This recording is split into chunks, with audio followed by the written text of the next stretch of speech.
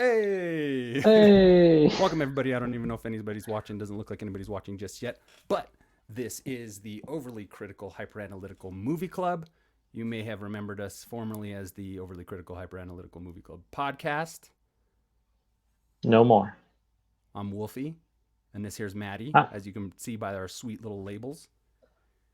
Um, what else was I going to say? Welcome! We're here. We're chilling. We got some news tidbits for you. We're going to do a review of Sound of Metal starring Riz Ahmed that just came out on Amazon Prime. I was going to say something else. The reason why this isn't a podcast anymore is because that shit takes forever to edit and it's a lot to make. And I personally have a multitude of ambitions, and I just really didn't want to sit there spending a majority of my time editing and crafting a podcast. I listen to maybe one podcast a month, really. So I was just feeling like that's not my medium. So I am embracing this live stream that we got going here. And me and Maddie, we're going to chat about movies. We're going to hang out. There is a way to do a live chat. Ooh, we got a comment here. I'm watching, Facebook user. So the thing is, when using the StreamYard, we'll get to this later. So keep the comments coming. And put your name in the comment when you mention something if you'd like to be recognized. Hey, Facebook user, how's it going? So what you got to do is allow StreamYard access to your profile, and then when you make a comment, your photo will come up and your name will come up. Right now, I see the comments coming in, but it only says Facebook user. So that's cool. This is our inaugural stream. We're getting it going. As you can see, I'm still here like putting shit together as per usual. But we out here. Maddie, how you been oh, since I've last been we good. potted? I don't know how long ago was that. Oh, it was eons ago. I know. Audience. It's When too was the last long. podcast we made? I mean, those RoboCop podcasts were really good. I did like them, but like I was telling Maddie prior to us jumping on, I want to spend my time writing screenplays. I want to spend my time drawing. I want to spend my time playing video games. I mean, working on art. Uh, and podcasts just really take the whole hell of it, a lot out of you, and I'm not extremely partial to them. So here we are. We're doing this live stream. Thank you, the 4 people who are watching now, the 5 people. You guys are awesome. Welcome. So we're just gonna get right to it with some movie news, baby. And our first item of the day is the wide world of Spider-Man 3. So, as we have read on, I've been posting like crazy to the group about anything and everything that is movie related, obviously. But there's been a lot of Spider-Man news this week. We have many cast members returning from previous Spider-Man films. Jamie Foxx's Electro, as you can see in the ticker down there. I'm not going to read it. You can read. But we got Doc, Alfred Molina. I'm really excited about that. He was such a badass character in Spider-Man 2 and Raimi's Spider-Man 2. And Charlie Cox as Matt Murdock Daredevil. So what do you think of that so far, Maddie? I'm here for it. Right. Right. It's a That lot. is I don't really know what they're gonna do, but I it sounds cool. I always thought Andrew right. Garfield should have got one more Spider-Man movie just to get himself a trilogy. I did not like Spider-Man 2, however, or yeah, the Right. Spider-Man 2 that he was in, but I felt like a third one might have been cool. I always thought he was a great Spider-Man, and I feel like people forget about him. Yeah, absolutely. And his story is kind of sad too, because it seems like they kind of gave him the shaft. He was always saying in interviews how he always, for his whole life since he was a kid, wanted to play Spider-Man. And after there was the merger with Disney, or no, what I'm talking about, after there was all the stuff with Sony and Marvel and trying to share the character and stuff, it seemed like they nipped that one in the bud and kind of shuffled him out the door a little bit. So. Um, and as we're seeing with all the confirmed people that are coming back for Spider-Man 3, we're also reportedly getting rumors that Tobey Maguire, Kirsten Dunst, and Andrew Garfield will return in their respective roles. There seems to be this multiverse uh, kind of what would you call it? This multiverse thing that's going on between DC and Marvel with the Flash movie that's coming up. You got Michael Keaton's Batman is coming back. Who else do you got? I don't know. You got a bunch of people in that. We're not covering DC right this second, but we can get to that eventually. We're live. We got dogs barking for us. Who let the dogs out? Oh, that's Hazel. She's a big Great Dane. She doesn't Oh. like. She's new to the house and she is afraid of everything, even though she's the biggest member of the house. That's cute. Yeah, I don't know if you can Yeah. tell right now. My little doggy, she's over there sleeping rabbit, but she breathes real heavy, so Mike might pick that up. Whoever Anyhow, Facebook user is asking if those are Brock's curtains, they are Brock's curtains. I have not bought my own nice. yet. There's no reason to. I have Brock's. All right, we're getting a hell of a lot of comments. Thank Matt Lefferts. Like I And a said, whole, if you don't want to allow to use your name in your picture, please just put your name into your comment, and we can mention it. We got some good stuff. I'll read more of those comments as we go. If you got something to say about Spider-Man 3 coming out, what do we got? Let's see what Matt's saying. I got to imagine all those characters. I got to imagine all those new cast additions are going to play out similarly to the Crisis on Infinite Worlds that they did on CW Arrowverse. I can imagine that too. I wonder if some of these things aren't just going to be relegated to being a cameo, essentially. You know, got a lot going on for Spider-Man 3 so far. Right, Maddie? yes, I agree with everything. More comic book stuff all the time. I'm here. Heck yeah. All right, next juicy tidbit in our movie news is Oscar, Mother Truck, and Isaac as Solid Snake. How do you feel about this? Are you a big Metal Gear Solid fan, Maddie? I don't care. Just kidding. I think it's really cool. Uh, I need What? more. Who else is in this? The thing that bugs me the most is the Kong Skull Right. Island guy, and I didn't really like Kong Skull Island that much, so I agree. makes me nervous. I agree. I have not, listen, it's not that as bad of a movie as this warrants, but I've not walked out of a movie in a very long time, and I walked out of Kong Skull Island. Um, I wasn't enjoying it at all. Once John C. Riley popped up and he was acting like super goofy, and after all these whack characters that I thought died in that huge massacre at the beginning, they're still alive and they're still spouting off these really terrible lines. But once John C. Riley showed up, I was just kind of like, this is too goofy. And the reason I walked out, well, was because I didn't like it. But I was also at like a discount theater when I saw it. So I was like, I'm not going to miss $6. I'm getting out of here. I can spend my day doing something a little bit better. However, I think Oscar Isaac is a great choice for Solid Snake. There's probably somebody who is a little bit more pitch perfect, but Oscar Isaac has the chops to carry this role. And hopefully, Jason Vaught Roberts, the director on this one, hopefully it's just, that passion shines through. And even if there are some goofy moments and stuff like that, it would be interesting to see some of this stuff show up on the big screen. However, this project has been in the works for many, many years now in development. So they must have had a pretty good pitch to land Oscar Isaac. That, or he doesn't play video games and he was just like, sure. Yeah, I mean, it's also the whole like it being a video game movie, and they're usually bad. Yeah, there's yet to be I mean, really a good one. but I feel like the technology's there now to make this good. I don't know though. I mean, Yeah. Yeah, we'll see. We'll see. I think it's pretty exciting to a degree, mainly just because of Oscar Isaac. But we'll see as things go along. Even if it doesn't through, it'd be nice to see maybe some, I don't know, some behind the scenes concept art. I think we got to see some of that. No, I want to see a trailer. Even if I it's didn't a see Sonic concept art. because I don't care about Sonic. Oh, Sonic was Sorry, bad. Facebook user. I do want to Lots of see people it. like. Lots of people Yeah, like it. In the comments here. yeah. um, Matt, I um, don't remember what I didn't like about Kong Skull Island, but I remember just being like, all right, when I walked out of it. I would watch it again, though. I wouldn't just, maybe a second viewing is what I need. So we got James, my buddy James. He says, as the Kojima fanboy, I'm excited to see someone handle this IP. Besides Konami, ooh, shots fired for sure. They suck. They Yeah. suck. Matt Lefferts, what does he got? Or Matt L. Sorry, if you guys are cool with me saying your whole name, just say something. But otherwise, I'll just probably use your last initial.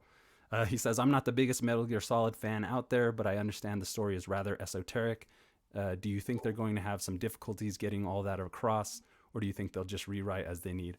I personally think that they'll cut as much of the fat as they can. And with Metal Gear Solid, Kojima, it's not that there's a whole lot of fat, but there is, yeah, there's very much like there's a lot of really cryptic kind of like scenes and really drawn out explanations and really heady material. So I feel like they'll probably fit in as much as they can of that to make the movie feel smart, but then also probably condense it as much to keep it as a straightforward, streamlined actioner. And Matt Al also says the Sonic movie was pretty rad, no joke. Um, I disagree, but maybe you should check it out, Maddie. Yeah, I might. I think the thing is I never had a Sega growing up, so like Sonic came to me late in the game, so I never grew up with it. So Okay, I think that's yeah. probably why I'm not like a big fan of it. This is one of those things that I do get kind of religious about. Like Sonic is my Mario. I never had a Nintendo, but I had Mario Brothers 2 and or Super Mario Brothers, Mario Brothers 2, and after that, I think played maybe Super Mario 3 and then just kind of fell off of Mario after that. And then once we got the Genesis, it was all about Sonic. That music plays in my dreams. So when I saw that movie, it just seemed like I don't know. We're not really talking about Sonic here, but we could at some point. Maybe after you watch All it, we right, can revisit if it. we do a review of it on here, I'll watch Sonic and then we can get into it. Yeah, for uh, sure. Matt, I Oh, hope we will see pooping robotic cow leg mechs. I'm yeah. into it. Let's do it. That was Metal Gear Solid 2, so maybe they build to it. Um, the first one really is rock solid, man. Everything about it. I would love to see that. What is it called? Rex, the Metal Gear Metal Rex. Gear Rex. Yeah, that'd be Sorry, I ate chili sick. for lunch and I have gas, so I'm trying to hold back the burps and And it's our first live stream. Oh hopefully god. not let loose any toots. But we're Uh, keeping it loose here, man. It's whatever. I'm human. And I that want to turkey answer chili from James' Trader Joe's. question. Oh yeah.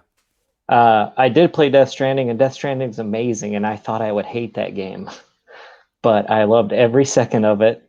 All And right. It's on sale right now for $20 on I PlayStation Network. recommend it. It's definitely a different game, and it is Cool. delivering packages, but so much more. But the thing that drew me in was delivering packages. I could have used a whole lot more of that and less story. You could have just been like, "Hey, deliver these packages." I'm like, "Sick, let's do it." But yeah, I love Yeah, that it's game. a futuristic courier game. Like that's not that terrible of a concept.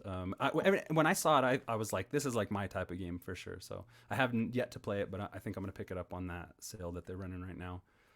And Maddie, if you could just read their question, just for people who can't Oh, see it. cool. Um, cool. Next item of business going. This one's pretty exciting. I think we got Neil Blomkamp got a secret movie going during the pandemic. Yeah, he did. I How do we just all feel horror about movie that? too. Yeah. I watched some of the Oats Studios. That's what it's called, right? Stefan. Uh-oh.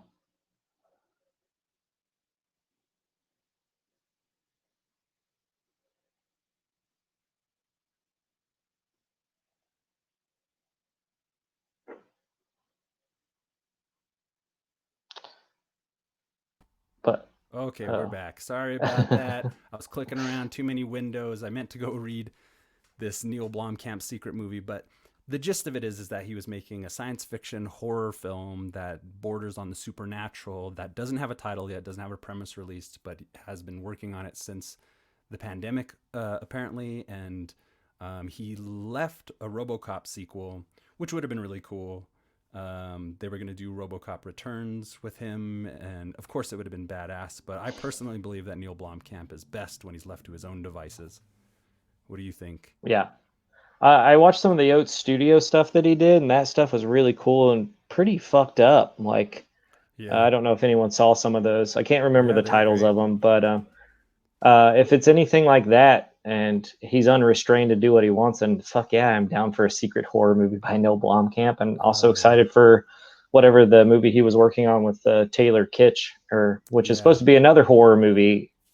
So I'm down. Inferno, I it's called, as you can see on the ticker.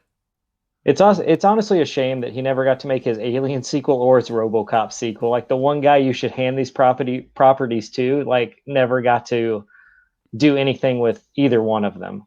For I'm sure. assuming it's the studio being like, well, we can't. I know the reason that his Alien movie didn't get made is because of Ridley Scott wanting to make his Alien movies. They're like, that's too much Alien.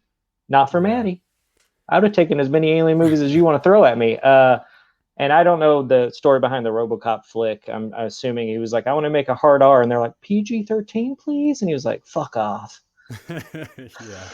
Yeah, he also got shafted way back when he was going to do the Halo movie for Guillermo del Toro producing, and he they had those shorts. They're like commercials, I guess, some Yeah. sort of like a promotional material of commercials that he made of like Halo characters and stuff. That was Mm-hmm. really cool. I thought those are great. So I'm not like a huge Halo guy. It's fun. I played the first one. I'm not a real competitive guy, so you get me in there in multiplayer and you're just like capping my ass after a while. I'd rather go read a book, honestly. Unless I Same. get I'm so that single bad. player experience. So I've never been a big Halo guy, but that looked really cool, and it seems like he's yet to be able to jump onto a franchise or a big property. So, Uh, but Matt has a question. oh yeah. Was that RoboCop sequel supposed to be a continuation of the Joel Kinnaman remake? It was not. Isn't it a direct No. follow up to RoboCop OG? Yeah, it was Yeah. supposedly going to disregard the two sequels that were made of RoboCop, which the episodes of the early episode or the previous episodes of Overly Critical Movie Club podcast, we did a run of RoboCop episodes, which actually I've shuffled those around, but they'll be back on this YouTube channel here pretty soon if you want to listen to those. But anyway, they were going to disregard those sequels and do a direct continuation from the first movie. Um, Not sure if they would have had Peter Weller or somebody else come in. They would have had to have had Peter Weller. I mean, he's pretty old by now, but hey, you could work that into the story. That part of the face, the RoboCop face, would have aged. I'm sure Yeah. that fleshy part, but you know, we got effects these days. You could even de-aged him a little bit, and it wouldn't have been that big a deal. Mm-hmm. However, it would have been a pretty much a dream project, I think, to see Neil Blomkamp do. However, if you look at Chappie, even though say what you will about Chappie, but it's kind of the anti RoboCop, and he already kind of went there. They even have their Yeah. own version of like ED-209 in that piece. So, more power to him, man. I think Blomkamp's great. I think about Elysium lately. It's like that was another one that people are kind of like divided on, but I think it's pretty cool. Yeah, it is cool. I really enjoyed Chappie, even though the reviewers were not kind to it. I thought it was a fun movie. I mean, Yeah, for is it his sure. best? No. Did it have fun? Yes. James M says that movie should have been called Diantward Meets the Robot. Yeah, I back still when would have watched Diantward it. were still still popular and out from a whole lot of controversy. I think they've met with some pretty unsavory controversies lately, but I liked Chappie. I thought it was good. Even Hugh Jackman as the bad guy, that shit was tight. Yeah. And that I, robot was great. Charlton Copley, he's another guy that doesn't get. I mean, he probably gets it. That guy's great. yeah. And our next, we're kind of breezing through our little plan of action here, but I think this next topic coming up is going to, I don't know what it's going to do, but Boba Fett in The Mandalorian. This character finally got his badass moment to shine for the masses to see. I tell you, I was 9 years old again watching this episode. Directed by Robert Rodriguez. That's some Dude, shit, man. didn't see that coming. But I will say, when I was watching the episode, I was like, this feels different from other Mandalorian episodes. It's like it's shot a little weird. It seems like the scope's a little wider. And I was wondering if he uh, made them fly out to Texas for several of those outdoor shots, because Oh he yeah, loves to shoot his in Texas. yeah. Why not, man? He's a cowboy. He's king of Austin. Put that place on the map. Yeah. Well, him and Linklater, but seeing Boba Fett, and Tamira Morrison. I'm not sure if I'm pronouncing that right. Everything came together here. Watching the prequels back in the day, and I used to not be big on clones. I mean, well, those prequels they just kind of like everything was very surface, but then when you got the Clone Wars and Rebels, you really got to see some emotion. You really got to see the clones take on their own Mm-hmm. personalities, and you form all these different characters, even though they looked mostly alike. I was always like, man, just because they're clones doesn't necessarily mean they have to look exactly alike, right? And that's just kind of what they led with. And God, dude's name is escaping me now. What's his name? The king of Star Wars right now? Not Favreau, the other guy. Filoni? Dave Dave? Filoni. Yeah, this man is Star Wars right now. This guy, he's just like, he's taking these ideas that Lucas put in the prequels that more or less just kind of fell flat for a lot of audience members. And he, in my mind, Clone Wars and Rebels and Mandalorian now, these are the sequel, these are the or the prequels and the sequels that we deserve from the original trilogy. And anyway, so seeing Boba Fett in this episode and everything come together, the dude's voice, he's older now, and all those scars, and just that the lines he has, I'm a simple man trying to make my way in the galaxy, and and I wasn't expecting him to like all of a sudden. By the way, if you haven't watched this yet, not my fault. It's Star true Wars, though, baby. But I didn't expect him to be like an ally so quickly. I expected him to be still harboring a little bit of maybe like a villain persona. But dude, I'll tell you this: falling in a Sarlacc pit really changes you. That's what I was just gonna say, for sure. Like maybe he had some time to think about it while he was getting churned throughout that god dang monster. My theory is that the Sand People, while hunting a crate dragon, which we met in I think, what was that, the first or second episode of this season? First one, I think. First episode with Timothy Oliphant, another Cobb Vanth, man. That guy's one of my other favorites. TV right now is just amazing. But anyway, I'm getting all over the place. But I think the Sand People, maybe, this is my theory, that they were hunting a crate dragon and found Boba Fett still alive in like the belly of a crate dragon after it was consumed by, or after the Sarlacc was consumed by the dragon. Anywho, that shit was tight. And I don't care about dad bod. That's great. We need to normalize dad bod anyway. He was such a badass. And who better to take the helm than Robert Rodriguez? He really handled all the action in that episode. Was great. I was near to tears. And I just think it's really interesting that the trajectory of this dude who did this like $7,000 film in Mexico for his first has gone on to do all these different things, even kind of seemed to fall out of the limelight for a while and not do a whole lot up until the more recent years.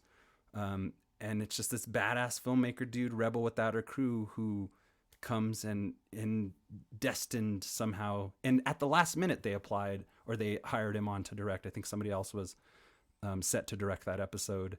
And I don't know, it just seems like a miracle to me that Robert Rodriguez is the one to handle Boba Fett's real moment to shine. We didn't ever get to see how badass he was, even though over the years he had garnered such a cult. He became such a cult figure and a fan favorite in the series. My biggest disappointment with that season is when he puts on his Boba Fett armor, he gets rid of that badass staff. He comes in, he's like shooting people, and I was like, that's all cool and all. Guns are cool, I get it, but that staff, the scene before he gets his Boba Fett armor, I was like, that shit was sick, dude. Right. And I was like, my biggest complaint with that episode is that staff's not on his back anymore. I mean, I guess he doesn't need it, but I thought it was cool. Like, he just was like, I don't even need to shoot these guys, stormtroopers, whatever. Just take them out with the staff. Which is kind of what led my theory, because it's like a Tusken staff. Yeah. But boy, he was messing those. I mean, we could swear here. He was fucking those stormtroopers up, baby. And me, I take stormtroopers very seriously. I get peeved when I see parents buying their child stormtrooper apparel. I know I shouldn't. I know it's fictional. But to me, that's like space Nazis, right? So when Boba Fett's messing these stormtroopers up, I was laughing. Oh, I was giddy. But I was really pissed that the Razor Crest got destroyed. Dude, that vehicle has been through so much this season. Yeah. That was one of the best vehicles in recent times. However, you kind of get a trade-off there, because we did this I think was the first time we saw the Slave One appear on the show, and that shit was cool. Like, one of the best, most unique, wild ship designs that to come out of this universe. It was so cool. Let's see what I'm Matt. so Oh, sorry. watching the Slave One like land. I just wonder how weird it feels to like land. I don't know, like if you were flying a ship and just having to lay down, and then I guess his like cockpit probably moves around. I don't know. I was just thinking about that the second time I watched it with my Right. housemates. I was like, such a weird landing pat, like the way it lands. I was like, is that? I Yeah. mean, he's I Boba Fett. He knows how believe to do it. I believe in Attack of the Clones, there is a means of discerning what's going on there when they enter the ship. I believe you can not only see in the cockpit, which the seat is like facing upward in a weird kind of way, but I don't really know. But I gather what I would think is there's maybe like some kind of like, you remember you would go to the arcade and play like Afterburner and like the seat would shift around or something. Yeah. That's what I kind of gather. Maybe there's like an exit, relaxed position, like a flying position, and then I'm gonna get out of the ship position, or some such thing. Anyway, that shit was so exciting, and to see Boba Fett turn up, and not only that, the call sign or the data that he pulls up off of the little hologram Yeah. thing, and they decoded that it's connect to his father Django, obviously, and also to Jaster Muriel, who is a Legends Star Wars Legends character. That there's, it seems like Dave Filoni and Jon Favreau are really like retconning the good shit out of some of that stuff that's been disavowed by Disney Lucasfilm. Um, so I'm like, more of that. Keep more of that coming. I want to see Kyle Katarn somewhere. You know what I mean? I want to see Mara Jade. Like, there's no reason not to have some of the coolest characters like reworked and fit into this universe. And I, I'm probably preaching to the choir if those guys are watching one of the five here. Uh, but I'm sure they got a lot up their sleeve for this. So this shit was cool. And then Matt L, our buddy Matt L, he's talking Blowing it about up.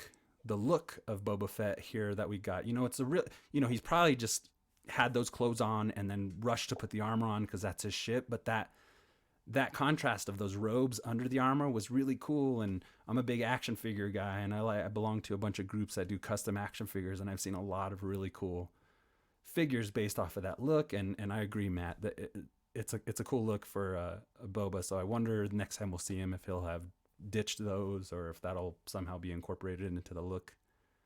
Yeah, I hope Cool he shit. keeps some of the look. I feel like, I mean, he did just run into that ship and throw on his armor to become Boba Mm-hmm. Fett for us.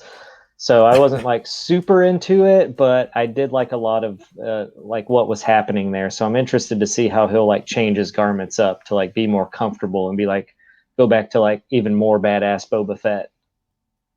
Right. Yeah. Me too. And again, like, it's interesting to see that he's an ally. I was reading something about Fennec, Ming Na's character, and whether or not she's trustworthy. She's one of these really dangerous assassins, and Boba Fett did save her life, and she's dedicated herself to the service of Boba Fett, and now they're both dedicated to the service of Mando. But we'll see. That could always be a twist. She's got robotic parts, so maybe, who knows what part of her brain may be Mando don't like affected, those robots. He don't like those droids. right? I one thing I like at the end of this episode, I was like, a friend of mine, we were chatting about it, and he was like, "Oh man, that was so cool. He's got Boba Fett on his side." I'm like, the team that Mando is getting together right now that he doesn't even realize is fucking fantastic. Right.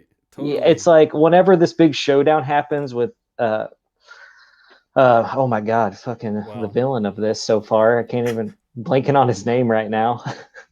Moff Gideon. Thrawn. Oh, Well, Moff Moff Gideon. Right, Gideon, right. Thrawn, like those new the Dark Troopers, like they're gonna be in for it. It's gonna be a sick ass fight, that's for sure.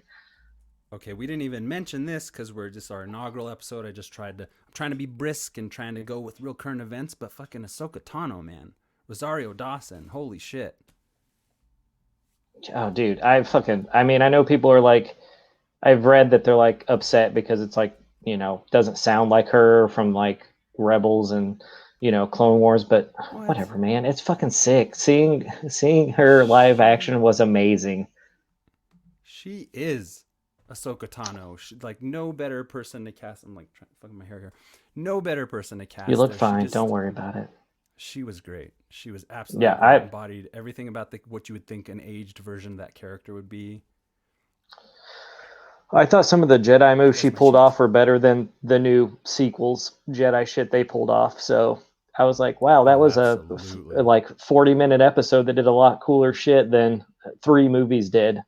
So Absolutely. And that's another thing is Maddie and I, we haven't had Matt just basically said the same thing. Thanks, Matt. yeah, I agree. yeah. We haven't had the ROS discussion, and that's just going to be, a shit dump, honestly, if we ever get there. But already Mandalorian, what they're doing with Star Wars now that Favreau and Dave Filoni are in the hot seat and they're running things, probably saving Kathleen Kennedy's career, honestly.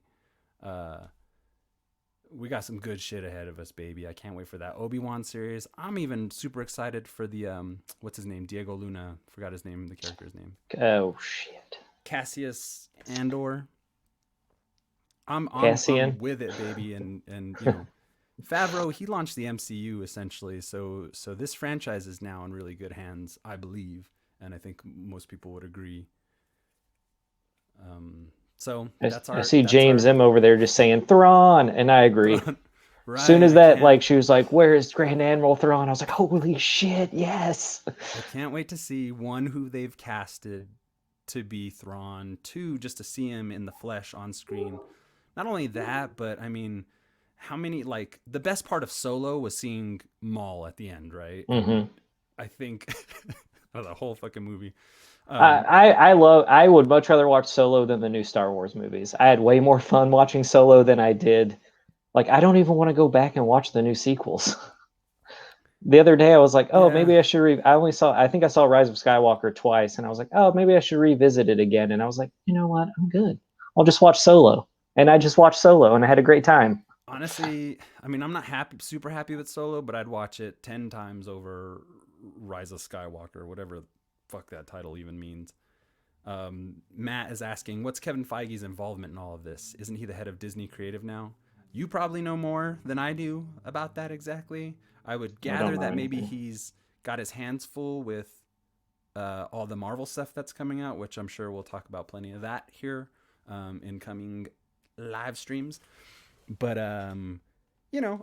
hopefully, whatever, if he has any connection, that's going to be good too. That guy's really smart. He's been working on Marvel stuff for a lot longer than we realized. Um, uh, but I think I, also Favreau in this leadership role is really the best bet. I think just leave it all up to Dave Filoni. We'll all be fine in the Star Wars universe. And I think Yeah, Favreau's just like, this sounds cool. And then he looks over at Dave and goes, can I do this? And Dave will go, well, no, because of this. And he'll go, oh, cool. Didn't know that about Star Wars.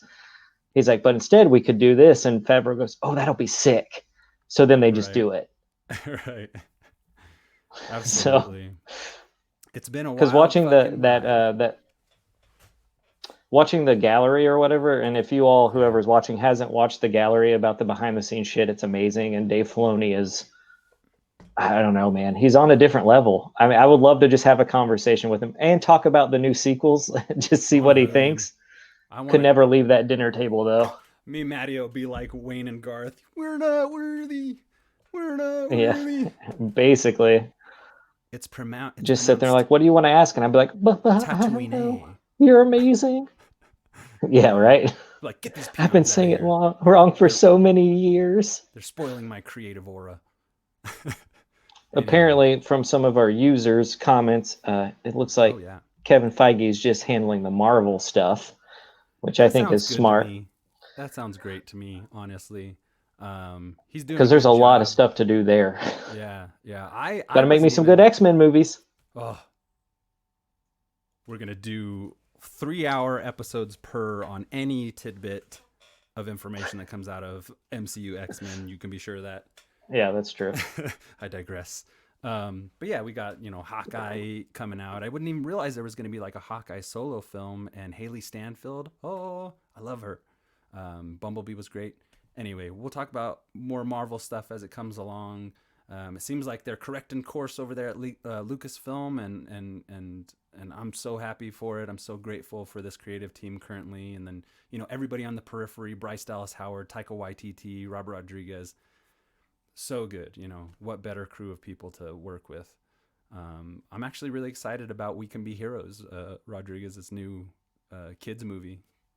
It's gonna be badass. That guy don't mess around, man. Rebel without a Yep. crew all the way.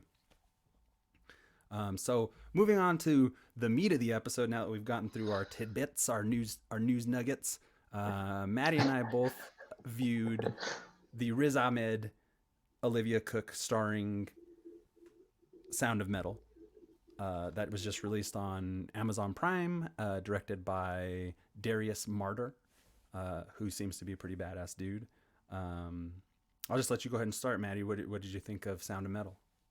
I it was really fucking good, dude. I love the sound design of it. Just trying to, I think it gets the viewers into how it might sound if you lost your hearing. And I thought Yeah, like the dynamics from being very quiet, muffled to like the everyday world when it would go back and forth was really jarring to me. yeah. And I think I don't know how. And later on in the film, when I assume this is going to be spoiler because I don't I would really say, well, yeah, fuck it. It's on Amazon Prime. If you don't want any spoilers, I don't want to lose any stop watching. viewers, but just stop watching now. I really liked it. We both really liked it. I thought it was Yeah. great. But from this point on, spoil away. Oh, I just thought it was jarring when towards the end of the film when he gets the implants and like what he's hearing. I think there's a really great scene where he's watching Lou, his girlfriend, sing the song with her dad, and the camera is on him the entire time. Like most of the time, it goes back and forth, Mm-hmm. and you're like, oh, he's hearing music again. This is great. This is such a good scene. And then all of a sudden, it like focuses on him for a little too long, and you're like, oh no, he's hearing something totally different than what I'm hearing. And then like the music, it slowly starts doing that whole like fade into like what he's hearing. And it's just at that moment you realize like he's never gonna be who he was at the beginning of that movie, Yeah, and like he'll yeah, never hear music the same way again. yeah. And I was just And like, oh my god, I didn't think, it's like what I take for granted. yeah, and they But do a good job to show how much he's still holding on throughout the whole yeah, movie. He's holding on to this idea, this concept of his old life and getting back to that old life. But it's life altering. What's happening to him, and man, yeah, it was really great. Riz Ahmed, he's just a powerhouse of an actor. I think he's only like 5'4" or something, but this yeah. guy, not to short shame a man, I love him. But but yeah, it was just a really heavy, really beautiful film, and seeing this character go through these struggles, it makes you think about yourself, and if this particular thing were to happen to you or some other like life altering event, like what would you do? Like your talents, you're an artist or a musician or something like that. What if you lost a hand, or what if you went blind or Dude, deaf? It was a yeah. very compelling um dissection of this kind of thing going down. And I only have a minor gripe, if there is even a gripe to be had for this Oh, here we beautiful go. film, is that music at the beginning. Her music was terrible. So I wanted to talk about this. Yeah. So I I agree. When I first watched it, I was like, why is it with like these, like they're obviously in like a more like no, they're not in a metal band. It's more, I don't know, like post-hardcore kind of screamy, growly stuff. right. And I was like, oh, why can't directors get like understand like a cool genre to like present a good song or something. So then Right. as I watching the movie and the t-shirts that he's wearing, like Rudimentary Right. Peni, and if you Einstein, listen I'm to the those, what's it called? yeah, and Sorry, if go you ahead. listen to those bands, they do sound similar to the sound they're making in the beginning. That's true. That's true. It So is very it's it's like I think their influence is very much like that GISM band. I don't know how to pronounce their name because it has so many Chisholm. monikers. Is like an old, yeah, it's like a old band from Tokyo who like was like the first hardcore band in Tokyo, and like, but Oh, they also okay. had a lot of avant-garde influences in their music. And Yeah. like, if you try to listen to that album that just got repressed by Relapse Records recently, it's not easy to listen to. Like the vocal range is all over the place. The music is very like hardcore and like cool, Mm-hmm. but like what the singer's doing is like talking and then like singing high pitched and then going to growls, and it's like it's all over the place. So I kind of understand the music in the beginning a little more because of like the shirts that Yeah. he's wearing That makes sense. consistently Now, saying that, I didn't really care for the music, but How I did kind I of though? understand what Good they were point. trying to do, kind of make this abrasive, loud music. So that way you could be like, well, that's because of the music he's listening to. That's why he lost his hearing. And it's not always because of that. Sometimes life just happens. Yeah. And I think Yeah, they for just sure. wanted that music to be so noisy and so aggressive and not, and be, I don't know, just like not be music almost, to Hmm. kind of maybe make it a slight villain in the beginning. I don't know. Hey, that's a good point. That's a good way of looking at it. I'm like, I'm so aesthetic, you know what I mean? I'd be like, this is the first thing people hear. You know, it should be a, I guess some kind of a hooky kind of a song. Yeah. But I think from your perspective, what you're saying here, that actually is pretty heavy. You know, and I think it works really well with the way that the film plays out and what this dude goes through. During the movie, I was like, man, I got to learn sign language. You never know if this shit could happen to me. And Well, there's a whole landscape there of interaction that yeah. you know the normal person just doesn't I know. also like that they didn't subtitle it when he's learning, or like they're Yeah. having a conversation, so we could like get in the mind space of Ruben's character, Mm-hmm. because we're just as lost as he is, and that's great. I mean, and I Yeah. also, going back to the opening music, to like the last thing you hear in the film, not the Mm-hmm. end credit song, is you see her like growling and doing all this like vocal, like just shredding her vocal cords basically, and then when she sings with her dad, it's like she actually hits beautiful notes, and it's a Beautiful. Yeah. really beautiful song, probably sad. It's in French. I don't know what Yeah. they're saying. So, Yeah. um, but I think it's a good, like, I don't know, just it's a good balance of music in that movie, like where she comes from, probably musically, and where she ended up is like maybe, I don't know, like a fuck you to the parents. Like, yeah, I was trained Yeah. and I know how to sing, but fuck you, I'm gonna go shred my vocal cords and be in a Right. fucking noise band. There's very deliberately like a really good register change in that moment when she's singing with her father too. She starts kind of deep, and then when he starts singing, she goes really high, and so it's multi-layered. You know, like Hmm. you're right. It there's so many details to this film, like much to the credit of Darius Marder, who fought and worked really hard to get this movie to be exactly the way that he wanted to. There's a great interview that one of our members, Marcos, posted to the group. Really good interview. Highly recommend that you read it and get the perspective of a filmmaker who fights for his film. I put the quote on the ticker down there. Ooh, that's nice. Oh, sorry. That's tight. PlayStation shut down. Hey, production value anywhere we can get it, baby. Thanks, Sony. Um, but lost my train of thought. But you know, it was a fantastic movie. Oh, this guy, he talks about how he had to fight for to get 35 millimeter to shoot on 35 millimeter for his film. He said most of the people in the industry are cowards, which I thought was pretty rebellious and kind of cool. I don't really know the guy. Maybe he's kind of a dick, but honestly, it seems like he knew exactly what he needed to do to make this movie work, and it is nearly. I mean, it's hard to say any movie is like perfect, right? But this movie was pretty damn close in I terms of mean, what was aimed for, I think. I mean, it sets out to do what it does, tell this story of a guy losing his hearing and how he Mm-hmm. goes through it. I mean, on top of it all, he's not just a musician losing a hearing, he's also like a heroin addict. Yeah. So it's like, oh, cool. I lost this one thing that's probably pulled him out of that addiction. And the Mm-hmm. whole time I'm watching this, I'm like just waiting for him to go to some shady part. There's a part where he goes to a motel to stay for a while, not to spoil everything.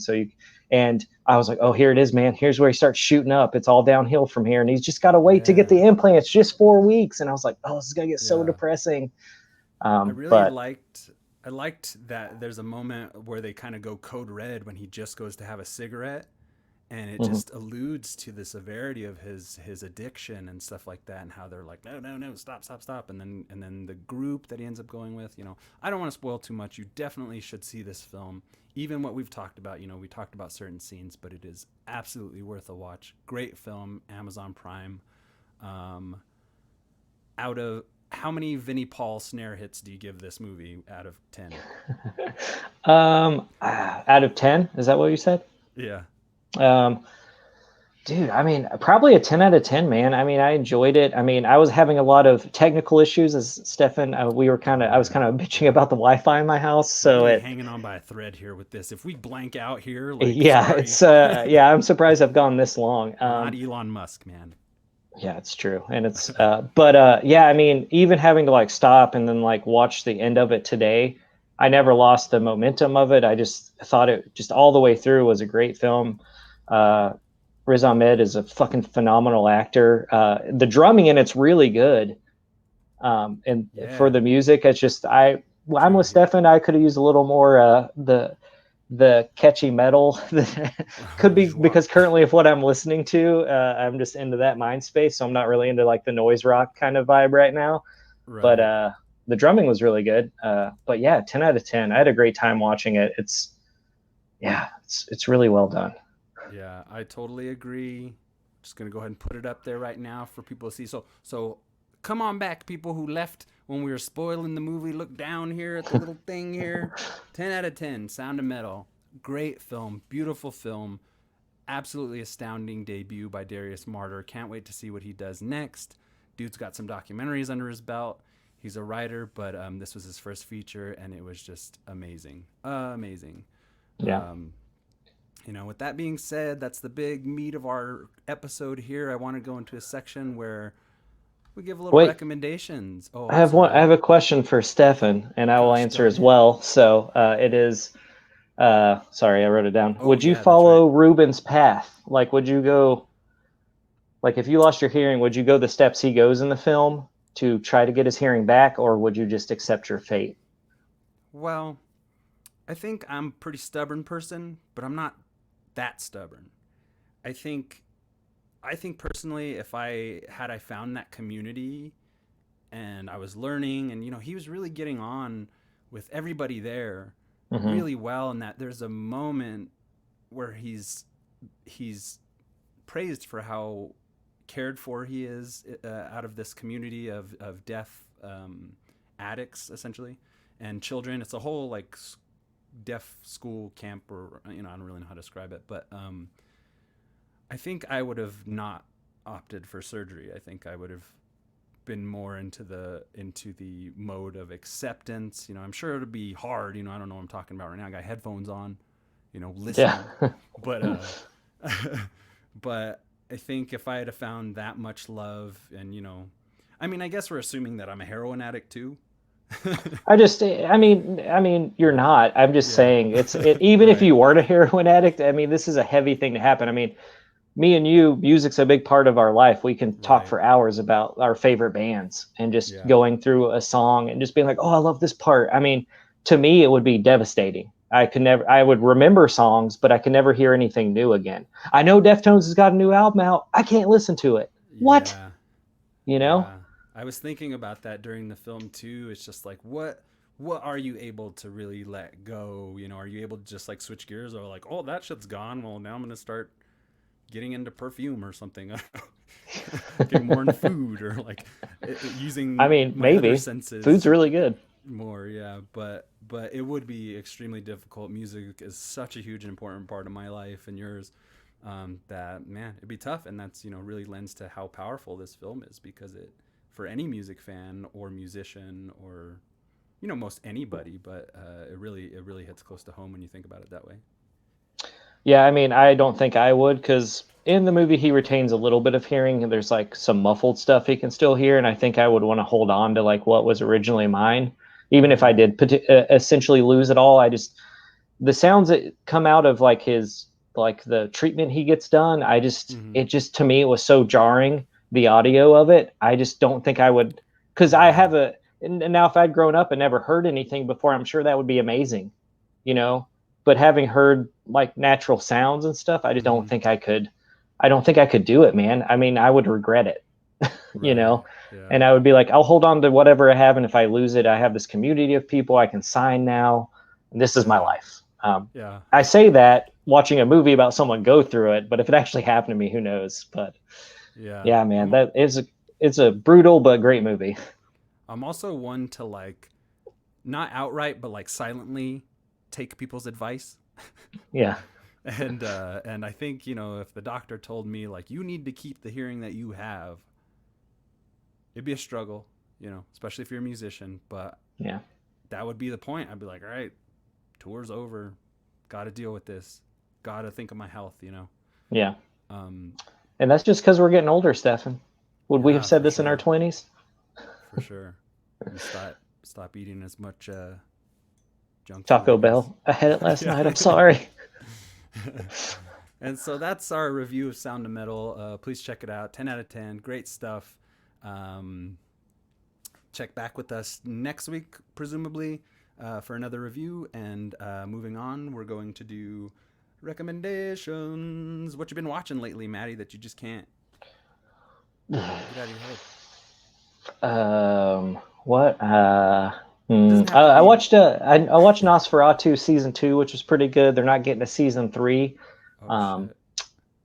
but that was cool. It ended up it kind of packaged itself nicely, but kind of left it open if they were going to shop it around for more extended universe. So Yeah, that would be cool. I I've didn't watched. even know about this. Who's running it? So it's by oh my god, Stephen King's son. Joe Hill. Uh, Yeah, there you go. That's it. But I read the book years and years ago. Book's great. I never thought like it's kind of weird, and it's like one of his thicker novels. It kind of ties into his father's universe of all that stuff that he set up, but doesn't Mm-hmm. really like put characters in from his father's books, but just kind of says this exists in the same area as my dad's stuff. So, but it's just a cool take on new vampire mythology and like what vampires can be.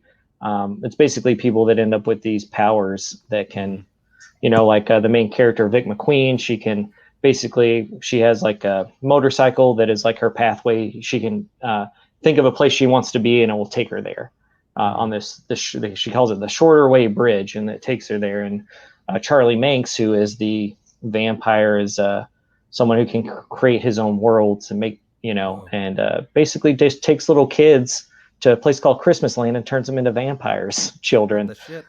I gotta Yeah, check this out. it's Where can good. The you book's, watch but it? it's on AMC. If you have Shutter, it's on Oh, there. okay. You can stream season 1 and season 2, and I think it's like a $5 membership. Worth it if you're a big horror movie fan.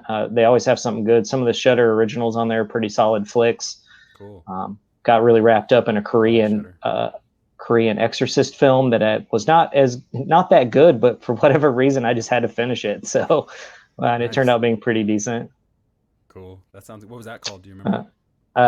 Metamorphosis. It's a Shutter Metamorphosis. original. James M. really wants there to be a third season. It'd be great if they did, but I think it was pretty nice. And James M. I did not watch Queen's Gambit, is on the ever growing list of things to Yeah, watch. Queen's Gambit is coming up, folks. One Yeah, thing about the group too, I just want to mention here is like I post a lot of Star Wars, I post a lot of superheroes, I post a lot of this, that, and the other. So I'd like to have a more breadth of a knowledge of what other people are watching. Especially our lady members out there who are, they're probably not watching all the same like boy content that we're getting into, and I'd like to be able to be fair and balanced and give you all a little bit of. So if there's a review of something you want to know, if you're on the fence about something, shoot it our way. I'll watch it. Queen's Gambit is next, like I'm saying, but I'm pretty late to the party on that one, I think. yeah. Um, but I think love it's getting Anya around a movie Joy. about chess or a TV show about chess that I'm like, Yeah, I'm just gonna have to James. dive in. James says Queen's Gambit plays like sports anime. It's so good. All right, that's a good selling Matt point. Matt L. I did watch Color Out of Space when it dropped. I bought it just straight out the gate because Richard Richard Stanley, Stanley. I'm a fan of his flicks, so I was Mm-hmm. really interested. I enjoyed parts of it.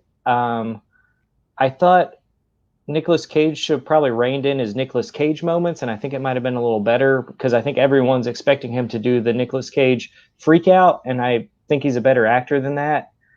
In Mandy, it's deserved. I Yeah. love it in Mandy. Oh, I don't know. classic. Some of the acting choices he takes, his Donald Trump impression is what me and my friends have dubbed it in that movie. I just think was unnecessary. Oh, look, I figured out how to put the comments up there. All right. Oh, nice. This is our first run, folks, so we're figuring out all these fun technical doodads we can do here. So there's your comment. That's pretty cool. I'm just gonna go ahead and Oh, put those. I have one last recommendation Yeah. for people who like to read out there. It's called The Evolution, the Sasquatch Rainier Massacre. It does take place in Seattle. I do live in Seattle, and that was the main reason I read it. It's also by Max Brooks, who did World War Z, and the Zombie Survival Guide. And I really like his writing. It's fun. It's quick. This book is really good, really fun, really gory. And yes, it does have Sasquatch in it. Ooh. Multiple. Hell yeah, I do want to read that. He posted it to one of our group chats, and I'm super excited to get a hold of that book and check it out. That sounds good. My only recommendation for this episode, I mean, there's plenty of fantastic TV going on right now. I just started The Liberator on Netflix. This is not my recommendation. I mean, it's my recommendation, but not my main one. But The Liberator, I've only seen one episode. It's like this animated World War II miniseries epic, and it's really cool. I've only seen the first episode. Really awesome. I'm gonna watch more of that. But my main recommendation, a show that I cannot recommend enough, it's gonna show up probably in my top 3 when we get to our top 10 lists of the end of the year. Oh, that's gonna be fun. But Warrior on Cinemax, you can get it through Amazon Prime. Based on Bruce Lee's writings when he was developing a show that ultimately got hijacked and turned into Kung Fu with David Carradine. But now we got the tech, we got actors with the chops, predominantly Asian cast. It's like Deadwood with martial arts. It's Nice. fantastic. It's in 2 seasons now. Let's get some people watching it. Let's get at least a couple more seasons going. The main actor, Andrew Koji, he's like if Bruce Lee and Keanu Reeves had a baby, and he's amazing.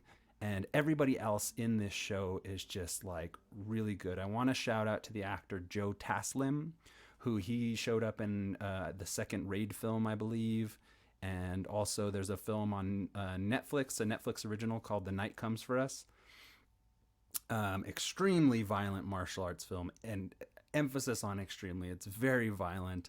I'm the type of person who I like violence and gore within context, but if there's just an excessive amount, I tend to get kind of bored with it, depending on what the context is. I didn't really love the movie, but this dude, Joe Taslim, he's got chops. He's also in this show, Warrior. Amazing character, amazing actor. He plays one of the antagonists, and he's also going to be Sub-Zero in the new Mortal Kombat reboot that's coming out sometime soon, which honestly, I don't care if it's cheesy. I don't care if it's too campy or just doesn't work. It's got a great cast, again, predominantly Asian, which is good. They're starting with that in Shang-Chi. They're starting to see more Asian talent gain some power in Hollywood, which it's about damn time. But I digress. Check out Warrior if you can. Watch that shit today. It is fantastic. That's my recommendation. Yeah, I want to watch that. You sold me. You sold me Oh, like a I week love it. ago on it. I just need to get Yeah. around to getting it. Yeah, and that's the thing too, is like, Cinemax, I don't know about their other shows, but if they're the same quality of this show, then they're probably worth jumping on board with their service as well. It just sucks there's so many streaming So services, many but services. it seems like it's kind of like people are like, Cinemax, what the fuck? It can't be good. Nobody watches Cinemax anymore. But I'm telling you, it's got violence, martial arts, insane, amazing writing, great acting. It's got nudity, baby. Do Um, it's great. And we get great to see boy characters parts? across the board. It's just to hit you with the premise. It's 1890 in San Francisco. A lot of Chinese immigrants are coming over. A lot have already been here, helping build the railroads and set up the foundation of America, if you will. Also, they're battling with Irish immigrants too, who are trying to hold their stake in the America that they've helped build. So it's incredible. Anyway, I can't say enough good things about it. Please go watch that show so we can get some more seasons of Warrior. Um, Nice. Anything else before I move into plugs and shout outs? I was just going to answer some questions here. Oh, you're good at that. You're official Matt question guy. L, I will say, so I watched, Matt, this is for Matt L. I watched Color Out of Space with a group of friends, and they just laughed the entire time Nicolas Cage was on. And it really took me out of the movie, and I should have watched it by myself. But I just feel like there's this thing that Nicolas Cage has now that people expect from him, that he has to do this in every movie. And I think it's going to take away from really good flicks. Maybe it was because people were laughing over, and I didn't really get to take the movie in the way I would do it if I was watching it on my own. But I own it, and I plan on watching it again because I will support Richard Stanley if he wants to make all the Lovecraft movie he wants to make, because I'll watch them all. Hell yeah. James M, I know of Freaky. I'm very excited for it. I have not watched it yet. It's hard for me to drop that $20 and just me alone watch it. So maybe I'm going to try to get my house to do to watch it together because I do think it looks fun, and I did like both of the Happy Death Day movies. I went into them, well, the first one anyway, thinking it was going to be trash, but I thoroughly enjoyed it and recommend it. Nice. Hell yeah. I want to watch Freaky as well. It looks pretty fun. Um, James, we'll have to get you on the show at some point, man. Yeah. It's another thing. Anybody in our group who wants to be on these live streams, I can have up to 10 people on the live stream. I don't know what that'll do to our bandwidth, but maybe a couple of you want to come on and join us for the review or whatever. We can work something out. Um, just send the, I don't know. We'll figure it out. Figure out how to get the DMs going, and then we can uh, we can get you on and talk some How about we movies. all watch Freaky and that be our next review and All have right. James M on? I'm I'm down. down. It gives me a I'm reason to spend down. the $20 and watch it by Yeah. myself. We're gonna get a new Oh, light for Maddie yeah. so you can see his pretty little mug. Um, but anyhow, we're nearing the end of the episode here. And I just want to do a few little shout outs and plugs for a couple things that I've got going on. Actually, before I do that, do you have anything you want to shout out? Your Instagram or anything?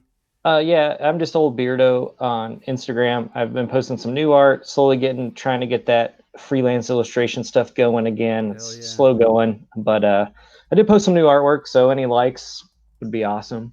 Or whatever, comment. You're doing a good job out there, I Maddie. should have Would help. had these prepared, but I'm gonna throw our things up real quick. Oh my god, it types slow. No one's watching anymore. No one Old cares. Beardo. God, I typed that wrong. Hold on one second. Ah, shit. I'm Kruzco Comics with just the X, not the S. That's my art page right now. I've only got like maybe a handful, 13 or so illustrations that I've been doing a lot of digital art. I'm trying to get more into comics creation and illustration, same as Maddie here. So those are both our accounts. You can also find me at Wolfie Cruz. No, I won't type that. Well, I'll just I'll just put that up later. I'll have these more prepared next time for sure. Other than that, I want to direct everybody to the Colfax and 15th Facebook page. Colfax and 15th is a film that I participated in with a bunch of other artists and filmmakers here in Denver in 2010. We did a feature length, and we did, I think, a couple festivals and a few little screenings. Not nearly anyone has seen this movie, and that's partly my fault. I've been sitting at I've the seen it. yeah. Oh, Maddie's seen it, and some of our other friends have seen it, but I've kind of had it in my back pocket for a few years. Upon watching it recently with one of my friends, I was like, you know what this movie needs? More music. And just a couple snips here and there. So I'm working on this definitive cut that will be released on Christmas. Please go to that address and follow the page. Give us a like. More updates are coming. There's only a few things on there. The trailer's on there, some art. We're going to post some stuff, some current events that our actors have been, some of the projects they've been involved with. And stay tuned for that. We're getting it on Amazon Prime around Christmas. And so I'll keep you all updated about that. Also, if you want to get in on the merch and support the channel that we got going here, support the live streams, go to tpublic.com/overly critical movie club. Thank you, Matt Herring, for breaking the seal on this one and buying the travesty, which is kind of funny to say it that way, travesty. Anyway, it's a caricature version of Travis Bickle that I drew and I think looks really cool on t-shirts. So I made a t-shirt. It's double-sided. We got the logo on the back, the design on the front. More designs coming of cool movie characters, funny kind of like takes on different movie characters and stuff. It's just I can't draw as fast as I think. Coming up with ideas have never been the hard part. So look for that. Go see and more merch. And there's also not just t-shirts. We got masks for the pandemic with some of the designs on them. There's mugs, there's pillows, there's totes, there's whatever you might want to do. If you want to throw us a few ducats and help us keep this channel going, please go look at that. I'm going to try and put out quality designs and stuff that you want to wear and not just something like, oh, my friend does this, you know, and you'd be like, that'll be the last thing you mention when somebody's hitting on you because that sure is so good. And so I also want to give a shout out to our boys over at Superhouse, Superhero Stuff You Should Know podcast by Superhouse Podcast Network. You can find them wherever you get your podcasts, on social media. They're on Facebook. Just search Superhero Stuff You Should Know, or Superhouse. They're on YouTube. Andrew and Ben, who you may recognize them from some of the Overly Critical Hyperanalytical Movie Club podcast episodes that we did, the now defunct. I'll get those episodes up again so we can watch them shine. But go give them a visit, give them a like, go give them a follow. They make good content. They're brainiacs, and they got good merch too. Check them out. Support them. Support everybody. That's what we got to do. And also, if you want to donate to our Patreon, it's Overly Critical Movie Club at patreon.com. We'll have maybe some merch there too. And then coming up, I'll have more bonus content for premium subscribers and such like that. You know how it is these days. We got to get on that hustle. So if you feel like supporting us, please do. We really need it. I don't want to have to get out of this pandemic and have to go back to a restaurant job, but I may have to. While they're all closed, I may have to go to construction. I may have to do something terrible. Go to patreon.com/overly critical movie club and help support us. That is all I got for this inaugural episode. Thank you, Maddie, for joining me. We'll see you guys next week. Thank you all for watching. Kind of just want to stay and hang out. This has been so much fun, but we'll see you next week. We're going to plan for Wednesdays. I think it's pretty good Wednesday evening, so we'll see you then. And I think Freaky sounds good for next week. If anything changes, we'll let you know in the group.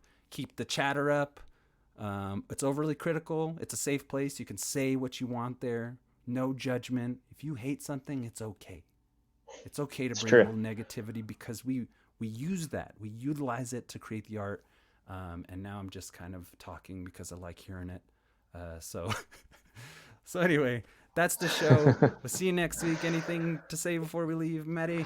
Just thanks everyone for putting comments on the side. Didn't expect it to go this good, but there are a lot of good questions and good ideas for upcoming episodes. I think Freaky and Sonic should be on the list again for episodes. We can talk about it. So and hopefully we can have some people join us from time to time. And thanks everyone for watching.